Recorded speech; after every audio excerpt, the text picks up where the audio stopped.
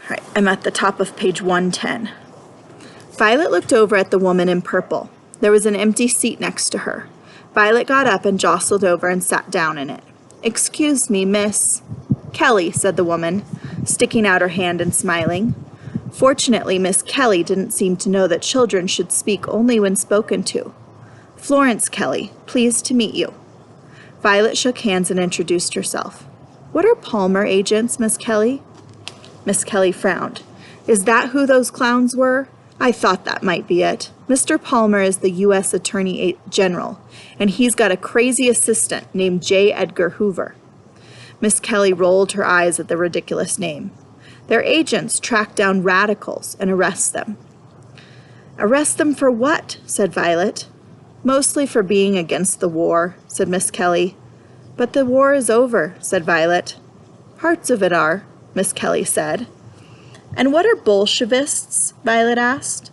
She had some idea, but she wanted to hear what Miss Kelly would say, especially since Miss Kelly was clearly one of those rare adults, like Chloe and Mr. Martin, who talked about things that mattered and let you ask questions. "The Bolsheviks are the people who overthrew the Tsar in Russia," said Miss Kelly.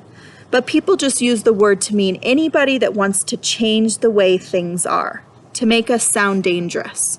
Some people say we suffragists are Bolsheviks." Violet nodded. She had heard that. "How is your little friend in the Jim Crow car?" Miss Kelly asked. Violet looked at her, surprised. "She's all right," she said. "The seats aren't so nice there, but she's fine." Violet didn't think it was fine at all, actually, but Miss Dexter had seemed to, and she was an adult. "It's a national shame," said Miss Kelly, "this Jim Crow business. My organization, the National Association for the Advancement of Colored People, is fighting to put an end to it. There's no reason decent people can't ride in a train car with each other." Violet stared at Miss Kelly. "But you're not colored," she said. Then she covered her mouth, shocked at her own rudeness. "No, I'm not, but that doesn't mean I can't fight for justice side by side with colored people." Miss Kelly patted Violet on the shoulder.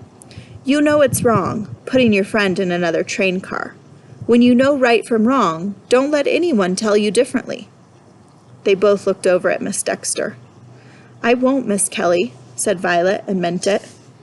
Soon it was time to fold down and rearrange the seats into berths. A porter came in to help them with this.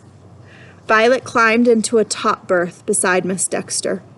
She lay awake for a long time, boxed in by the train's curving metal ceiling, the wall, the thin, lumpy mattress, and Miss Dexter.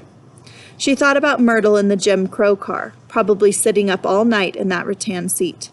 Finally, Violet drifted off to sleep and dreamt that she was running and running, trying to catch a train that had left a long time ago.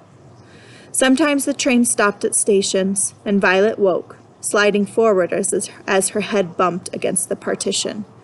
Then she fell back asleep until the train started again, and her feet hit the partition at the other end. The train whistle let out a long, loud moan each time the train came to a crossing. Finally, Violet gave up sleeping and lay awake, wondering what Mr. Martin had done to get people called Palmer agents after him, and whether he had survived his leap into the dark.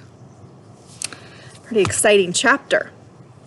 Hopefully you guys are following along and enjoying this book.